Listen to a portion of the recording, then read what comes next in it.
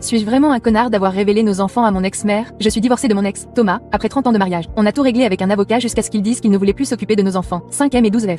Je n'ai pas discuté, car je sais ce que c'est que d'avoir un parent qui ne veut pas de moi. Je lui ai demandé ce qu'il voulait que je dise aux enfants, et il m'a simplement répondu: ce que tu penses être le mieux, je m'en fiche. Je ne veux plus être parent. Tout était d'accord et signé sans problème. Quelques semaines plus tard, j'ai reçu un appel de mon ex-belle-mère, me demandant si on pouvait se revoir. Quand je suis arrivée, elle a fondu en larmes et m'a supplié de laisser mon ex revoir ses enfants. Je ne comprenais pas ce qu'elle voulait dire, car il ne m'a pas contacté une seule fois après avoir rencontré l'avocat. Elle n'arrêtait pas de répéter que mon ex disait qu'il lui manquait beaucoup et que j'étais juste une petite garce d'avoir obtenu la garde exclusive. Il a pleuré pendant des jours à cause de ça. Je lui ai raconté ma version des faits et elle a dit que c'était n'importe quoi, disant que son fils ne mentirait pas comme ça, surtout pas à propos de ses enfants. Puis j'ai décidé de l'appeler devant elle. Il ne savait pas qu'on se voyait ce jour-là. Je lui ai dit: tiens, 5e a un match de foot dans quelques jours. Ce qu'il a fait, et je me demandais s'il voulait y aller. Je sais qu'il adorerait ça et qu'il serait heureux de te voir. Il a immédiatement répondu: non, j'ai déjà dit que je ne ferais plus ça. J'ai haussé un peu le ton en disant: et les vacances et les anniversaires, on n'en a jamais parlé et ta famille voudrait peut-être les voir. Il a juste dit: ma famille pense déjà que les enfants ne sont pas les miens, alors ça n'a pas d'importance. J'ai demandé: eh bien, comment penses-tu que cela va affecter Denise, sa mère?